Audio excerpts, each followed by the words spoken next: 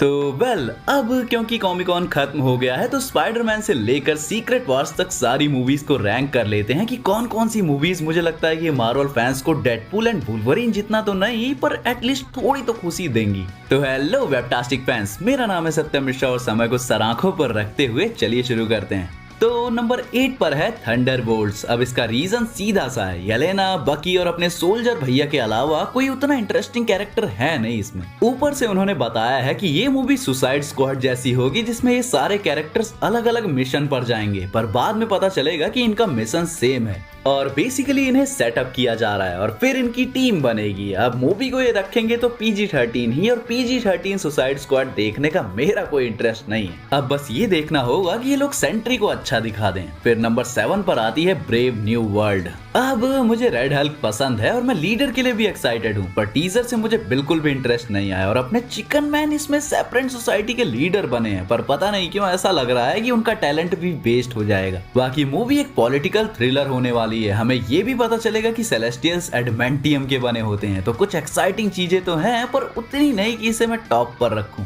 फिर नंबर 6 पर आती है ब्लेड। अब ये मूवी वैसे तो टॉप पर आनी चाहिए क्योंकि ये MCU का R-rated डार्क यूनिवर्स स्टार्ट करने वाली थी जो हमें घोस्ट राइडर भी देगा। पर प्रॉब्लम वही आ जाती है कि ये मूवी बने तो सही, इन बंदों से मूवी ही नहीं बन रही। बाकी देखो, अगर ये मूवी बनती है और एक्चुअली अच्छी बनती है तो डेडपूल एंड वुल्वरीन के बाद एक और बेस्ट R-rated प्रोजेक्ट मिल सकता है। पर तब तक के लिए वीजली भैया ने डेडपूल एंड वुल्वरीन में बोल ही दिया है कि एक ही ब्लेड है और एक ही रहेगा। फिर नंबर 5 पर आती है शंग-ची 2। अब शंग-ची की कमी लगी तो थी मुझे, एक तो उसकी वो बेस्ट फ्रेंड की आवाज चुभती है और एंड में वो बिग CGI ड्रैगन फाइट, पर उसके अलावा मुझे लगता है कि शंग-ची बहुत अंडर हाइप्ड मूवी है MCU की। एक fun magic martial art movie, basically अपन ओल्ड कुंग-फू मूवीज देखते थे उनकी याद दिलाती है और ये कैरेक्टर भी बहुत फन है। तो फर्स्ट मूवी के अकॉर्डिंग मैं इसे इतना हाई रैंक कर रहा हूँ। अब नंबर 4 पर है फैंटास्टिक फोर। अब देखो, फैंटास्टिक फोर मेरी सेकंड फेवरेट मार्वल टीम है एक्समैन के बाद, तो फाइनली एक और चांस मिलना है कि वो कॉमिक जितने अच्छे हो सकते हैं।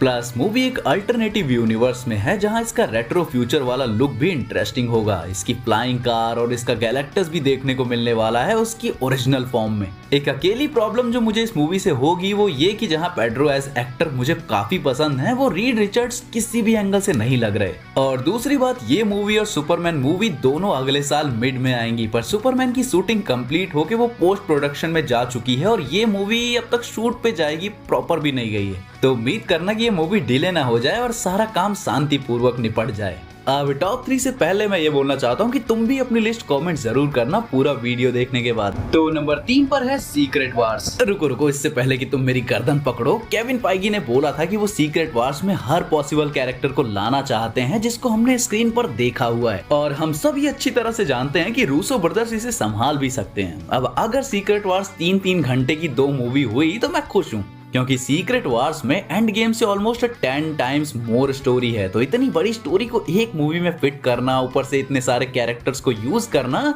ये मूवी बहुत छोटी सी गलती से एक मैस बन सकती है। और अगर इन्होंने बस नॉस्टैल्जिया के नाम पे हमें थिएटर बुलाया तो सीक्रेट इन्वेजन की तरह एक और बिग स्टोरी बर्बाद कर देंगे। तो इसीलिए सीक्रेट वार्स नंबर 3 पर है, क्योंकि ये प्रोबेबली अब तक का सबसे बड़ा और सबसे हार्ड प्रोजेक्ट है जो होप करते हैं कि ये पुल ऑफ कर ले। फिर नंबर 2 पर है स्पाइडरमैन 4। स्पाइडरमैन नो वे होम ने हमें हमारा अच्छा पीटर और स्पाइडरमैन दे दिया जो किसी पे डिपेंड नहीं करता और स्विंग भी करता है। अब अगर ये स्पाइडरमैन 2 जैसी स्टोरी और दी अमेजिंग स्पाइडरमैन वाले एक्शन को मिक्स कर दें तो ये परफेक्ट स्पाइडरमैन मूवी बन सकती है। अब मेरी उम्मीद तो यही है कि इसमें डेयरडेविल और किंगपिन भी होगा और ये बॉर्न अगेन से आगे की कहानी होगी जो हमें हमारे बेचारे पीटर के न्यू स्ट्रगल्स को दिखाएगी। और देखो, जब तक ये ज़ेंडाया को वापस नहीं लाते इसे परफेक्ट मूवी बना सकते हैं। इन्हें भूलना होगा पास्ट को और स्पाइडी के लिए एक न्यू स्टार्ट करना होगा बस। तो उम्मीद करना कि होपफुली ये एक पीक ही बनाएंगे। फिर नंबर 1 पर आती है डूम्सडे।